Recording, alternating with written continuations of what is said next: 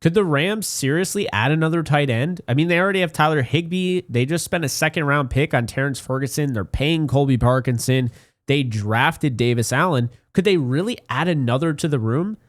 My guess is yes. I actually think it's possible. So I'm going to get into what that actually means, why they would do this, and who could be in the mix if they do decide to trade for a tight end. Before we get into that, though, be sure to like, subscribe, and comment. And check out today's sponsor, Sleeper, because you can get 100% on your first deposit up to $100 over on Sleeper. Use my code JKB. The link is in the description below. Be sure to get in on the action before Sunday. There is a lot that you can do over on Sleeper. It's not just daily fantasy. No. You also have fantasy football. You have fantasy basketball. You can do a whole bunch of things.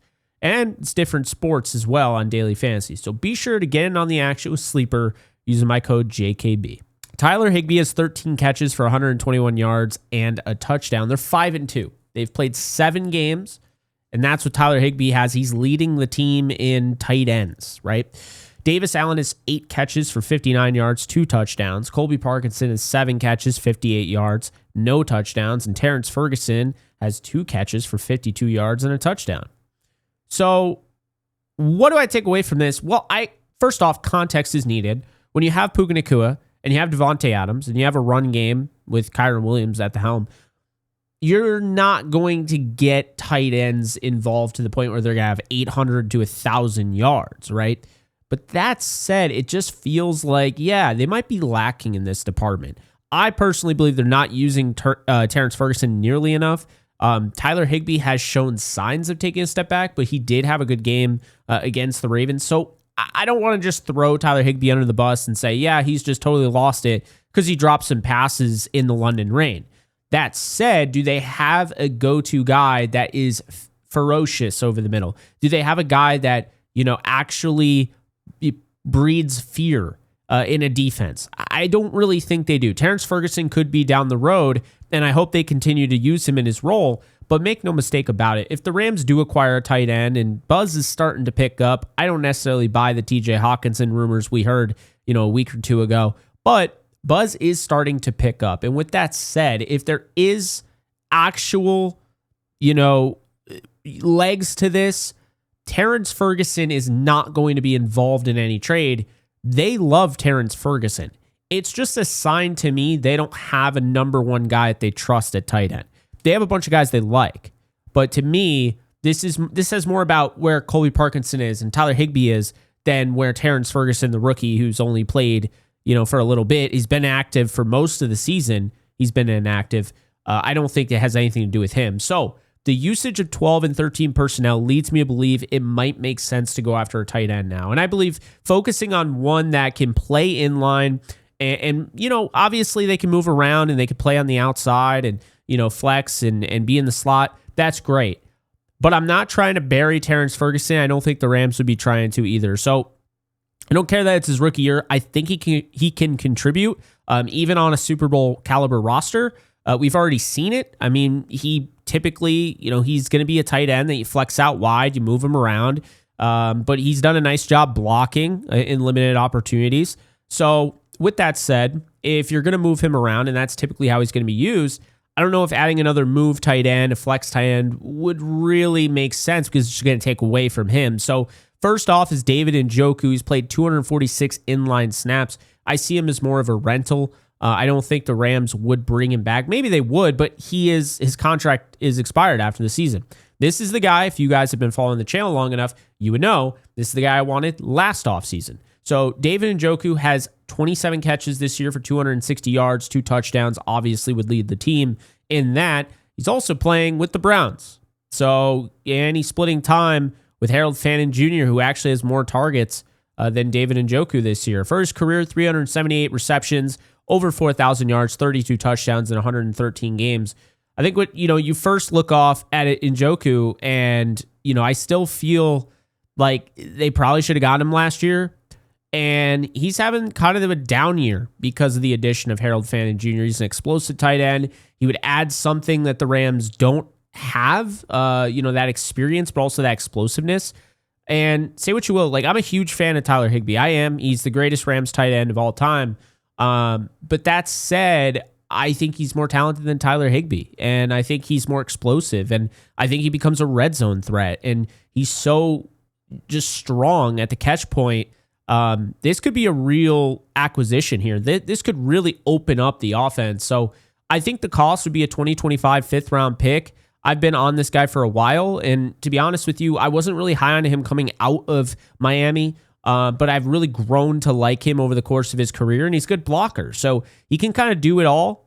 You can flex him out, but he can play in line, and he's a good tight end, and I think the Rams should consider it, especially if it's for a 2025 fifth-round pick, which you would have to pay a decent amount of money that's prorated and left over. But with that said, a 2025 fifth-round pick for a year of David Njoku when you are a Super Bowl team, I think is pretty damn good if you ask me. We move on to TJ Hockenson. Had to bring him up. He has 195 inline snaps this year, 101 in the slot. The Vikings have really liked using him in the slot, so I find that really interesting. He'll be a free agent in 2028, but he has an out in his contract in 2026 that would only incur $12.4 million in dead money. So this is a little interesting, and it gets kind of muddy because there are a lot of different ways that this contract can go, and the Vikings can take on less or take on more of the contract. If they take on more of the contract, then they likely get a better pick. If they take on less of the contract, then they don't get as good of a pick. So here's the deal. Right now, Hawkinson's sitting there with 27 catches, 222 yards, and a touchdown. Should be two. The one they took away from the Eagles was BS, but that's neither here nor there. 409 receptions on his in his career, 4,224 yards, 24 touchdowns, 89 games. The former Detroit Lion, who was traded surprisingly to his to the rival Vikings, is another guy who I've seen all over social media.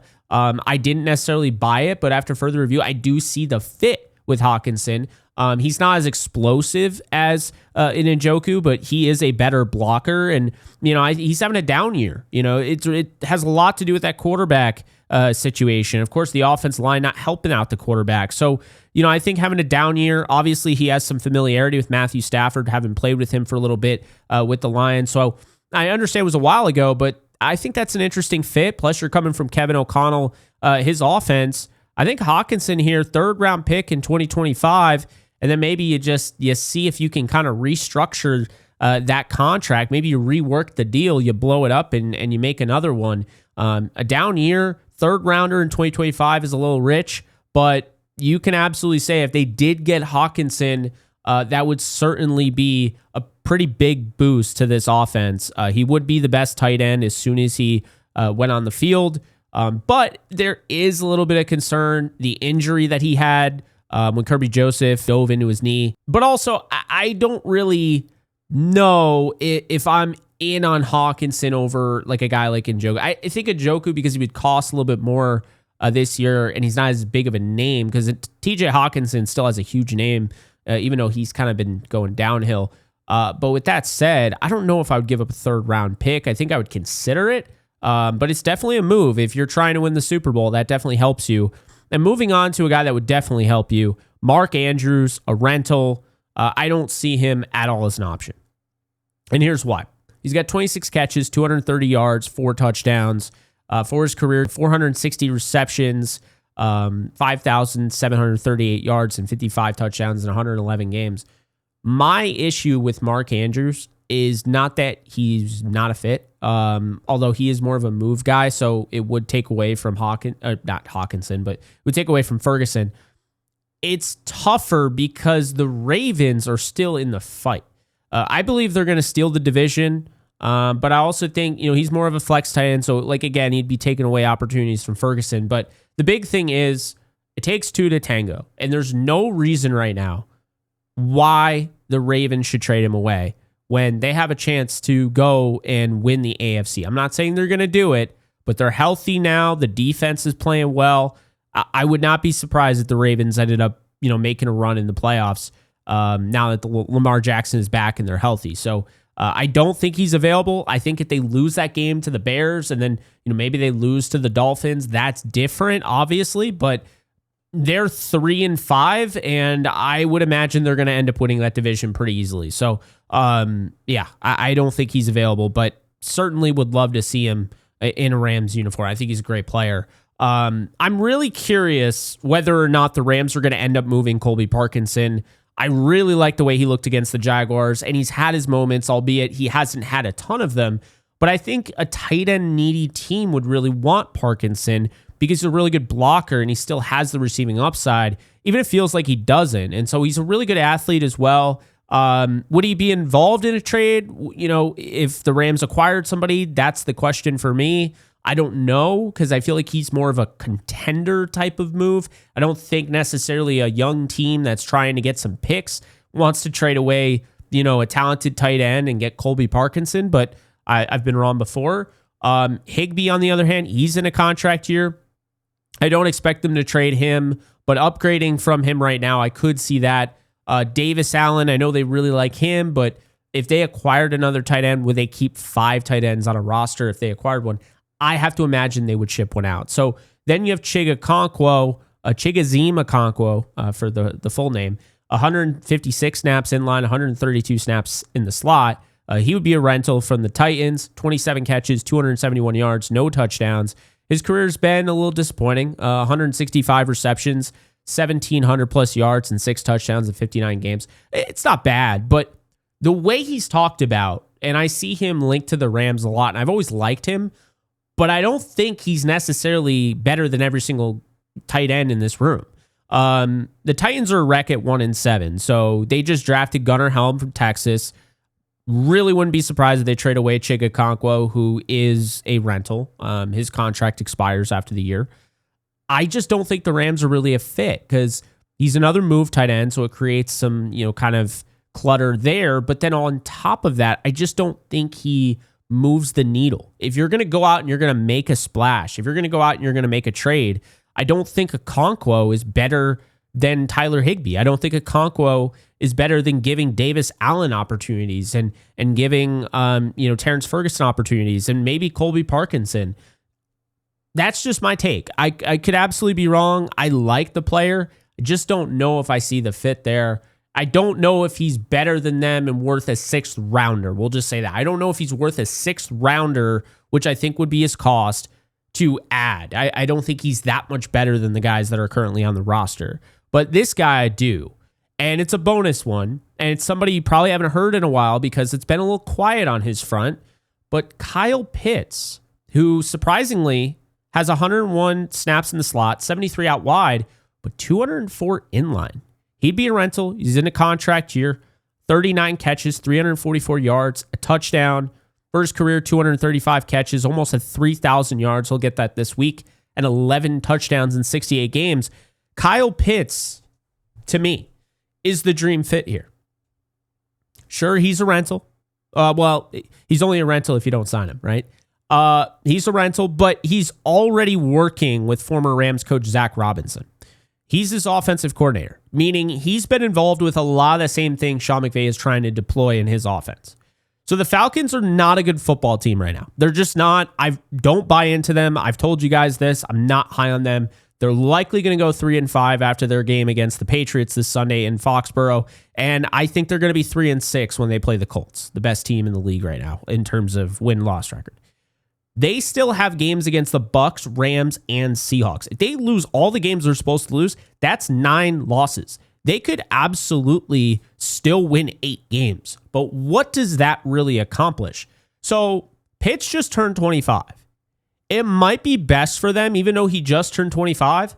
They might want to sign him long term, but it might be best for them to try and get something for him in a season where they won't have a first-round pick. Now, it's unlikely. And I believe this regime is trying to keep their job, and trading away a pass catcher of his caliber isn't going to really help. But then again, stranger things have happened. Pitts not only looks dynamic in the passing game this year, he's also vastly improved when I watch the tape as a blocker. I want to give him a lot of credit because he's just leaps and bounds better than he was his rookie year. Obviously, that's what should happen, but it's not always what happens.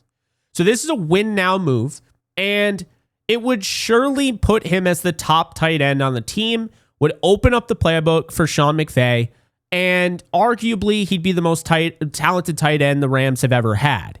I I think a 2025 third rounder just straight up gets it done, but it could be a 2025 fifth and a conditional 2026 third. I don't necessarily think he's going to get traded, though. And I think it really comes down to that regime. I think it's a big reason why they drafted a young quarterback. I don't see it. I think, they trade away that first round pick. That was really risky. I just don't know if they're willing to get rid of him now, because it seems like they were kind of in a weird way trying to go all in on this season and save their skins. I mean, I don't know if Raheem Morris is going to make it through this season. So with that said, Kyle Pitts is kind of a dream option here. But I'll tell you right now, if the Rams were serious about trying to add the final piece to the puzzle, and mind you, I've told you guys, I still think they're going to win the Super Bowl. I said it before the Roger McCreary move. They don't have to make another move. But man, if they want to make another move, they want to add maybe another touchdown per game. Not really. I mean, it probably I'd say 3 points per game if you add Kyle Pitts to your offense. I'd say it'd give you 2 to 3 points per game. That's a lot. But here's the deal. If you want to add another dynamic to your offense, you want to make sure you're ready to beat anybody.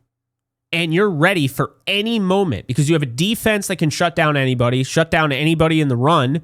They're probably one of the best, if not the best, run defense this year. Right? If you want an offense that can play catch up with anybody, should you go down, Kyle Pitts is going to transform your offense because you already have Puka Nacua and Devontae Adams. Now you had Kyle Pitts, who can be just streaking down the field and just busting up the seam. And then you have him and you have Terrence Ferguson. And yeah, you have Matthew Stafford playing at an MVP level. I mean, there you go. So I don't think Kyle Pitts will be available, but I'm just saying, if he is, the Rams should really give him a call. This has been a connection that I think Rams fans have made since Kyle Pitts came to the league, went for 1,000 yards, then had a down year, and has had a down year pretty much ever since. Hasn't really gotten back to that 1,000-yard season. But he is very talented, and I'll tell you right now, the sky is the absolute limit for this 25-year-old. I think Kyle Pitts is going to be one of the better tight ends in all of football because he's already showing signs. He doesn't have a great quarterback situation. I don't think Michael Penix is that great, and Kirk Cousins looks like a shell of himself. I'm hoping that turns itself around. But Kyle Pitts at 25 has already become a really good blocker. That's something he really struggled with, and he's a really good receiver. Don't let the stats fool you, although 344 yards, 39 catches, and a touchdown, you would take that all day in this Rams offense. So those are my thoughts. Let me know in the comment section below, which guy on this list would you go after and why? And if I missed anybody, let me know, because I did consider putting Isaiah Likely, but at the same time, I don't really know what to make of him. He just doesn't really do much. He doesn't contribute much. So I don't know. Personally, Kyle Pitts is the best fit. Then I'd probably say David Njoku. And then I would probably go with TJ Hockenson. I just don't think Okonkwo is a fit at all. So that's what we're looking at. So be sure to like, subscribe, and comment. Check me out on all social media at JKBogan. And be sure to use promo code JKB when clicking on that sleeper link in the comment section description below. I'll see you guys in the next one. Take care, folks. Later.